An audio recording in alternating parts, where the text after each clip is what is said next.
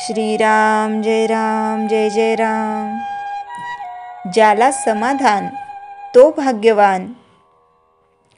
ज्याचे हवेपण जास्त असते तो गरीब जाणावा आणि ज्याचे हवेपण कमी असते तो श्रीमंत जाणावा। परमार्थी म्हणजे भिकारी असे ज्याला वाटते त्याला श्रीमंतीची खरी कल्पनाच नाही। ज्याला नेहमी समाधान वाटते तोच खरा श्रीमंत। आमचा आधार पैशाचा, तो आज आहे अन उद्या नाही। पायात जिथे डळमळीत तिथे इमारत कुठे पक्की होईल।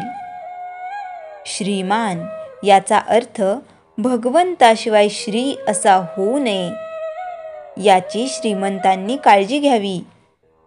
खरे म्हणजे समाधान हाच खरा पैसा, हीच खरी श्रीमंती, हेच खरे भाग्य आणि हेच खरे ऐश्वर्य होय। ज्याला समाधान जास्त तो जास्त भाग्यवान समजावा। समाधान हे आपल्याला घ्यायचे असते, दुसरा कोणी ते आपल्याला देऊ शकत नाही। खरोखर समाधानासारखे औषधच नाही, ते मिळत नाही म्हणून इतर औषधे घ्यावी लागतात। काळजी नाहीशी झाली की अखंड समाधान, शांती आणि आनंद मिळतो। पैलवानासारखा दिसणारा एक गृहस्थ होता। त्याला विचारले तर तो म्हणाला, अहो, मला मधुमेह झाला आहे, मी आतून पोखरला गेलो आहे, त्यापेक्षा तुम्ही बरे। खरोखर त्याचप्रमाणे पैशापासून प्राप्त होणाऱ्या ऐश्वर्याची अवस्था आहे। फक्त भगवंताच्या निष्ठेमध्ये समाधान आहे। ते राजवाड्यामध्ये नाहीच नाही, पण ते झोपडीमध्येही नसेल।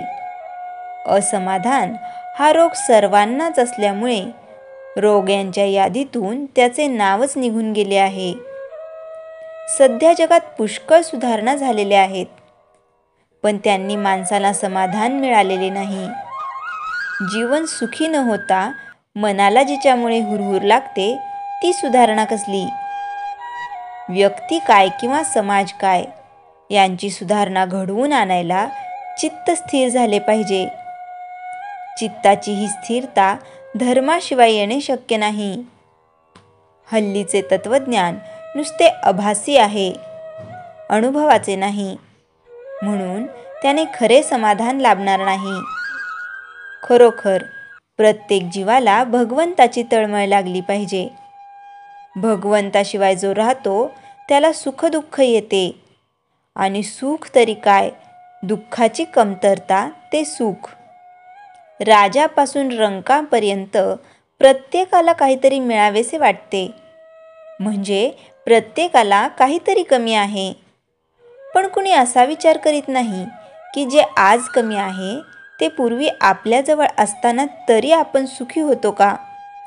याचे उत्तर नाही असेच मिळेल।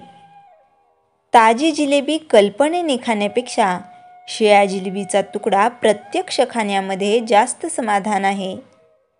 बुद्धीचा आनंद हा उपाधीचा आणि कल्पनेचा आनंद आहे। भगवंताचा आनंद हा उपाधिरहित आहे। हा आनंद मिळवायला भगवंताला शरण जाऊन नामात राहणे हा एकच उपाय आहे। श्रीराम जय जय राम। चैतन्यवाणी नामस्मरणाच्या योगाने आनंदाचा आणि समाधानाचा लाभ सहजी होतो, यात शंकाच नाही। श्रीराम जय जय राम। जयाच्या जनी जन्मनामार्थ झाला, जयाने सदा वासनामात केला।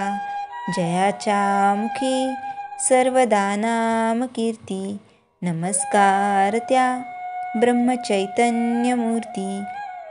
श्रीराम जय राम जय जय राम।